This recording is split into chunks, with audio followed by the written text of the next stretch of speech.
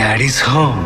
Kannada superstar KGF খ্যাত ইয়াশ 40 বছরে পা দিয়েই বুঝিয়ে দিলেন বয়স নয়, আগুনটাই যেন আসল। জন্মদিনের দিন ভক্তদের জন্য তিনি এনে দিলেন একেবারে বিধ্বংসী সারপ্রাইজ। মুক্তি পেয়েছে তার নতুন সিনেমা টক্সিকের টিজার, আর প্রকাশের সঙ্গে সঙ্গেই নেট দুনিয়ায় শুরু হয়েছে উত্তেজনার ঝড়। 2 মিনিট 51 সেকেন্ডের এই টিজারে ইয়াশকে দেখা গেছে ভয়ঙ্কর গ্যাংস্টার রায়া চরিত্রে, এমন এক অবতার যাকে আগে কখনো দেখা যায়নি। টিজারের শুরুটা ছিল শান্ত, একটি গোরস্থানের শেষকৃত্যের দৃশ্য দিয়ে, কিন্তু সেই শান্তি বেশিক্ষণ টেকে না। মুহূর্তের মধ্যেই বিস্ফোরণ, গোলাগুলি আর বারুদের গন্ধে পরিবেশ রণক্ষেত্রে পরিণত হয়।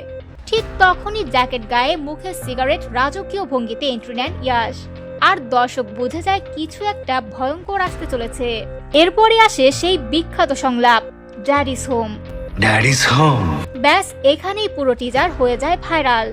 ইয়াশের লুক, হাঁটা, চোখের ভাষা সব মিলিয়ে সোশ্যাল মিডিয়ায় চলছে একটাই আলোচনা, রায়া কতটা ডেঞ্জারাস হতে যাচ্ছে। ভারতীয় গণমাধ্যমের দাবি, 90-এর দশকের গোয়ার আন্ডারওয়ার্ল্ডকে পটভূমি করে নির্মিত এই সিনেমা, মানে গ্যাংস্টারিজম, ক্ষমতার লড়াই আর স্টাইলের ফুল ডোজ। সিনেমাটি পরিচালনা করছেন জাতীয় পুরস্কার প্রাপ্ত নির্মাতা গীতু মোহন দাস। ইয়াশের সঙ্গে অভিনয়ে আছেন কিয়ারা আদভানি, নয়নতারা, হুমা কুরেশি, তারা সুতারিয়া এবং রুক্মিণী বসন্ত। এক কথায় স্টার পাওয়ারে ভরপুর একটি প্রজেক্ট। টিজার মুক্তির পর অনেকেই বলছেন, এনিমেল বা ধুরন্ধর নয়, টক্সিক হতে যাচ্ছে আরো বেশি ভয়ঙ্কর, আরো বেশি ডার্ক। ইয়াশের এই নতুন অবতার যেন স্পষ্ট করে বলছে, এই গল্প শিশুদের জন্য নয়, এটা পুরোপুরি গ্রোন আপদের ফেয়ারি টেল।